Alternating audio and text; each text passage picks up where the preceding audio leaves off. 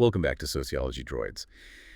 You know, for this deep dive, we're going to be looking at Stolen Pride by Arlie Hochschild. Yeah, so this one is going to be really interesting for all of our grad student listeners out there because we're going to be focusing on dissecting Hochschild's arguments about the rise of the right wing in America. For sure. And we'll be focusing specifically on the book's arguments and claims, the data, the methodology, and the conclusions. Right, exactly.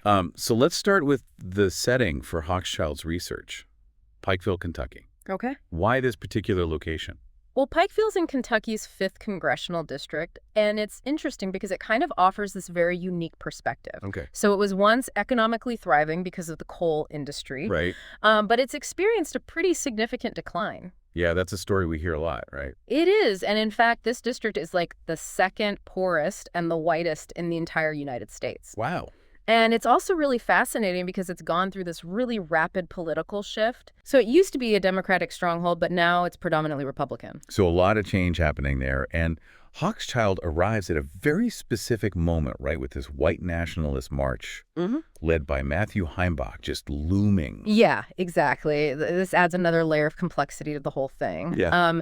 And, Heimbach is actually a pretty key figure in the book, and there's a lot of violence associated with him. Oh, wow. Yeah, 9 months before the Pikeville March, he co-led this white nationalist demonstration in Sacramento, California. Yeah. And there were all these violent clashes that happened, and 10 people ended up being hospitalized with stab wounds. Oh, my gosh. So Hochschild is entering this community that is rife with tension and all this change. Yes. So what is her research approach here? Well, she uses an ethnographic approach. So she's really immersing herself in the community to understand the emotional experiences of people on the American right. So it's more than just, surveys and polls. Yeah. It's really deep, immersive observation. She wants to understand the why behind the what of political affiliation. Exactly. And she's kind of building on her previous work in Strangers in Their Own Land. Right. Where she identifies this thing she calls the deep story. I've heard of that. Have you? Yeah. Oh, okay. Yeah. So it's basically this narrative that's really prevalent among white working class Americans. And it's this perception that they are being left behind while other people are unjustly cutting in line ahead of them for the American dream. Right. The whole line cutters concept. Exactly. And so she's seen this play out in Pikeville. Yes. And the deep story is really fueled by real experiences that they're having, economic hardship, job loss, all the social change. Yeah. And she shares a lot of stories about drug addiction. There's this one about a brother who's forced to leave home so that he can find a job that pays better, to support his kid. Okay. But because he leaves his, the mother of his child, she ends up kind of spiraling into this depression and drug use and ultimately ends up losing custody of their child. Wow. So it's like this tragic cycle that feeds into this feeling of being left behind. Yeah. Of the system failing them. Exactly. And when you couple that with this loss of generational pride that was associated with the coal industry, you can see how this sense of resentment just starts to build. Yeah, for sure. And Hochschild argues that these feelings of loss and shame are then exploited by certain politicians who offer these very simplistic solutions and scapegoats. Okay, so this kind of leads us into the pride economy, which is this term that's central to her analysis. Yeah, it is. You can talk a bit more about that. Sure. So just like how we live in a material economy, right? We also exist within this pride economy. Yeah. And our feelings of pride and shame, while they feel really personal, they're actually shaped by these much larger socioeconomic forces. Okay. So when traditional sources of pride, like well-paying jobs, disappear, it kind of creates this void. Right. And that void can then be filled by things like, political movements or ideologies that promise to restore that sense of pride. Exactly. And this is especially true when traditional pathways to achieving the American dream are blocked. Okay. And so, individuals can become more susceptible to these alternative narratives that offer them a sense of belonging and significance. So she also introduces this term, the pride paradox. Yes. Can you elaborate on that a bit? Yeah. So the pride paradox basically highlights how there are these structural differences between red and blue state economies and how they offer these varying opportunities and expectations for actually achieving the American dream. Right. And this disparity really contributes to differing levels of pride and shame. So in red states like Kentucky, where there might be fewer opportunities and even stricter expectations, this can lead to increased feelings of shame, especially for those who are struggling financially. Exactly. Okay. And Hochschild actually backs this up with some data where she compares median household income in red and blue congressional districts. So, for example, between 2010 and 2016, the median household income in Democratic districts rose from $54,000 to $61,000. Okay. But in Republican districts, it actually decreased from $55,000 to $53,000. So the gap is widening. Yeah. And this kind of furthers that sense of, being left behind, being unseen and undervalued. Exactly. But how do individuals cope with these feelings? Well, Hochschild outlines 3 kind of moves that people make in response to shame. Okay. So the first one is to move inward. Why? And this involves internalizing the shame, blaming yourself, and, potentially withdrawing or becoming depressed. Okay, and what's the second move? The second one is to move outward. Okay. And so this is where you start projecting the blame onto other people. Right. You become angry and resentful, and a lot of times, scapegoating is really common in this response. Right, blaming groups like immigrants or liberals or elites. Exactly. And then the third move, attach and rise. That one's particularly intriguing. Yeah, so with this move, individuals basically try to seek out a new source of pride by identifying with a group or movement that offers them that sense of belonging and recognition. Okay. So they're finding this new tribe that affirms their worldview. And in this context, it could be attaching to like a right-wing movement or ideology. Exactly. And this is kind of where figures like Donald Trump gain a lot of traction. Okay. Because he offers this narrative of strength, of fighting back against those perceived enemies of the deep story. So he gives them a way to move outward and attach and rise simultaneously. Precisely. And he's really tapping into that raw emotion of frustration and resentment, and he's channeling it into this powerful political force. Wow. Now, Hochschild doesn't just deal with these concepts abstractly, right? Oh, she doesn't. She puts faces to these ideas by profiling these individuals at Pikeville. Right. So let's start with Matthew Heimbach, who's the white nationalist that we mentioned earlier. Okay. What's his story? So Heimbach is a really interesting case Right. because he initially aspired to be a teacher, right? But he ends up choosing to prioritize white nationalism, even to the point where he accepted like a lower paying factory job over a teaching salary that would have paid him $50,000. Wow. So he's willing to accept personal hardship for this perceived greater cause. Yes. And he actually stated that he couldn't look at his future grandchildren and not have fought for their sake. So he's found this source of pride in his white identity. Exactly. And it demonstrates this like really powerful pull of belonging and identity, how the attach and rise move can manifest in such a dramatic way. Yeah, absolutely. So who else does Hochschild profile? So another person is Alex Hughes, and he really embodies that bootstrap mentality that you often hear associated with the American right. Okay. So he's like this self-made businessman, and he really prides himself on his work ethic and his self-reliance. Right. But he's struggling in this changing economic landscape. Yeah. He feels squeezed not just by the economy, but also by all these government regulations that he perceives as unfair. He talks about being fined by the grass police and dealing with these erroneous IRS notices. And it's just this constant feeling that the system is rigged against him. Yeah. And it just fuels his sense of loss and this feeling that he's being unfairly targeted. And it even pushes him to like question the rules. Wow. He even considered making meth at one point just to like make ends meet. Oh my gosh. So it really speaks to that fragility of pride when it's constantly being challenged by economic hardship. Yeah, he really felt that like forces were pushing him towards an edge. That's heavy stuff. It is. And then we have Wyatt Blair, who takes a very different approach to pride. Okay. What's Wyatt's story? So Wyatt's a former inmate, and he found pride and power through his identification with the Ku Klux Klan. Okay. And he expresses a lot of anger that his like bad boy outlaw pride is no longer respected even in prison. Wow. He feels like his values are being eroded as the world changes around him, and it really contributes to that deep story sense of being left behind. It's fascinating how many different expressions of this dynamic between pride and shame there are. Absolutely. And these are really just a few of the many voices that Hochschild brings to life in Stolen Pride. Right. She's really painting this nuanced picture of a community that's navigating change loss and that search for meaning in this world that just keeps shifting. It's powerful stuff.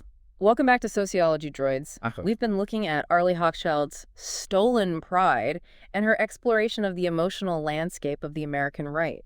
Yeah, it's really interesting how she grounds her analysis in the lived experiences of these individuals in Pikeville, Kentucky. We've talked about Matthew Heimbach, Alex Hughes and Wyatt Blair. Who else does she profile?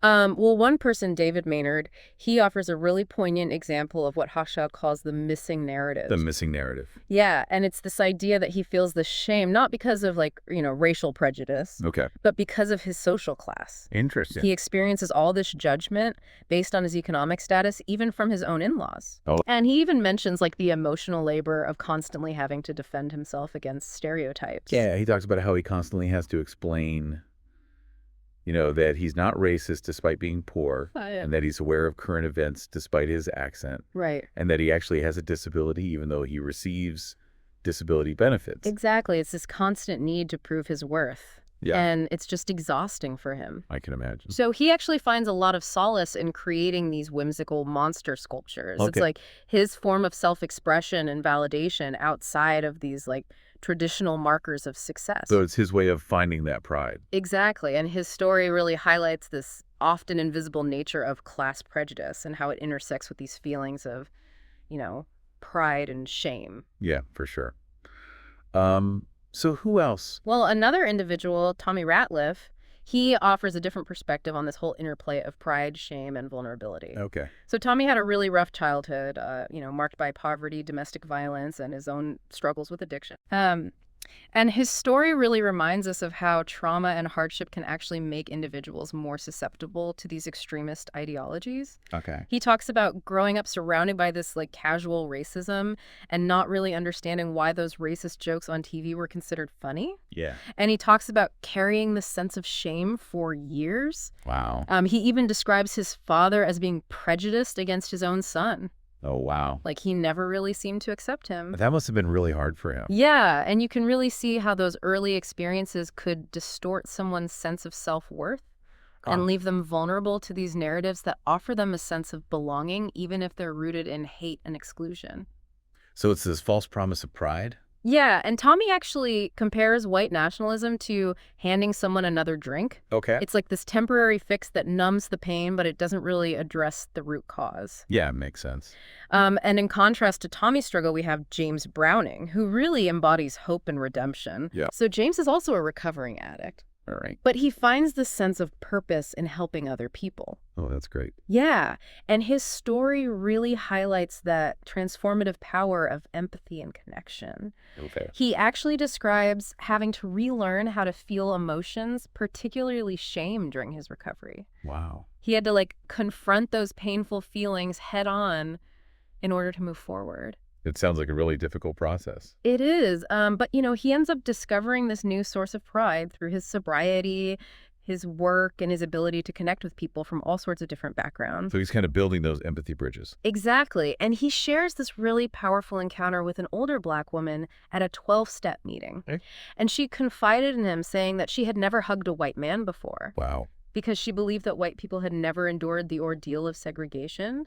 Oh, wow. But, she was able to recognize their shared experiences of pain and addiction, and they found common ground through that shared humanity. That's beautiful. It is, and it really resonates with Hochschild's ideas about empathy bridges. Right. These points of connection that can exist between individuals and groups, even despite, like, really deep political and social differences. Right, but she also talks about empathy walls. Right. Which are like these barriers that prevent us from understanding people who are different from ourselves. Okay. And these walls are often reinforced by media narratives, political rhetoric, and social segregation. Yeah, it makes sense. And these empathy walls really seem to be evident when we look at the rise of the stolen election narrative following the 2020 presidential election. Right. This narrative that was propagated by Donald Trump and amplified by all that right-wing media, Right.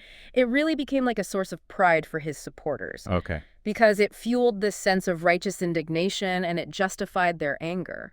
So it gave them a way to move outward and blame those they perceive as enemies for their perceived loss. Exactly. And this all culminated in the January 6th insurrection, which was just this shocking display of violence and rage. Yeah, it was a really dark day. It was. And Hochschild actually analyzes the motivations of the rioters. Okay. Many of whom were driven by this wounded sense of pride and this belief that their country was stolen from them. Wow. And it's just this really stark example of how unchecked shame and resentment can manifest in these destructive ways. Yeah, it's a reminder that understanding these complexities is crucial. Absolutely. Welcome back to Sociology Droids. We've been really digging into Arlie Hochschild's Stolen Pride and exploring the emotional landscape of the American right. Particularly how these feelings of pride and shame contribute to the rise of those right-wing ideologies. Yeah, and in part two, we ended on that discussion of the January 6th insurrection and, all the complexities that that event revealed. Right. But, Hochschild doesn't leave us with only a sense of despair. Okay. She actually offers some potential paths toward bridging these divides. She mentioned those empathy bridges earlier. Are there specific examples of those at work in Pikeville? Yeah, so one really compelling example is Rob Music. Yeah. He's the chaplain at the University of Pikeville. Okay. And he comes from a working class background, so he really understands the struggles of the people there. What makes him stand out as an empathy bridge? Well, his father actually instilled in him this deep respect for everyone's dignity, but he tragically died by suicide after having to go on disability. Oh, wow. Yeah, and the shame of that really, just deeply affected Rob. Yeah. But despite that experience, he's so committed to bridging divides and connecting with people from all different backgrounds and beliefs. So he's really embodying that noblesse oblige concept. Exactly. Yeah. He's driven by this deep sense of empathy, and he's always striving to understand other people's experiences and find that common ground. Okay. And this actually leads him to organize a dialogue with Matthew Heimbach. A white nationalist. Yeah, right there on the University of Pikeville campus. That's a pretty bold move, even controversial. It was definitely controversial, but it really exemplifies how engaging in dialogue, however difficult it might be, can help challenge those empathy walls. So one type of bridge is built through this intentional effort, like what Rob is doing. Right. But are there other types of empathy bridges that Hochschild identifies? Yeah, so she also highlights these bridges that emerge organically from shared hardship, Okay. what she calls the in the same boat phenomenon. So the idea that shared struggles, regardless of background or beliefs, can actually foster empathy. Exactly. People start to see themselves reflected in each other's stories. Okay. And this is where the stories of Tommy Ratliff and James Browning, both recovering addicts, really become powerful. Okay. Because they've both been to those depths of despair, but they've found their way back. And that shared experience of recovery, of overcoming addiction, it transcends their differences. They're seeing each other's humanity and recognizing those common struggles. Exactly. And that shared understanding becomes the foundation for empathy, for breaking down those walls of division. But it's not always easy, right? No, it's not. Hochschild also uses data from the 2020 American National Election Studies to kind of examine those patterns of empathy and division. Right. What did she find? Well, her findings showed that the white Americans who were most empathetic towards Black Americans were often the affluent and highly educated ones. Right. They readily expressed concern for racial inequality and social justice issues. So they're on that upper deck of the empathy bridge driven by that noblesse oblige. Yeah, but interestingly, the least empathetic group were the wealthy, less educated whites. Okay. Yeah, and they held these more negative views of Black Americans, and they often dismissed concerns about racism and discrimination. It seems like they might view their wealth as solely the product of their hard work and merit. Yeah, exactly. And so Right. they might not be as inclined to acknowledge these systemic factors that contribute to their success or to recognize those barriers faced by other people. Right. So they might resist policies they perceive as redistributing wealth or threatening their status. Yeah, it's like this defensiveness, a fear of losing what they've earned. Okay. But then on that lower deck of the empathy bridge, things look a bit different. Okay. So white Americans who were most worried about job security were actually more likely to express empathy for Black Americans. So those experiencing economic insecurity are seeing themselves reflected in other struggles, regardless of race. Exactly. It's that in the same boat phenomenon again. Right. Shared hardship breeds solidarity and this recognition of a common humanity.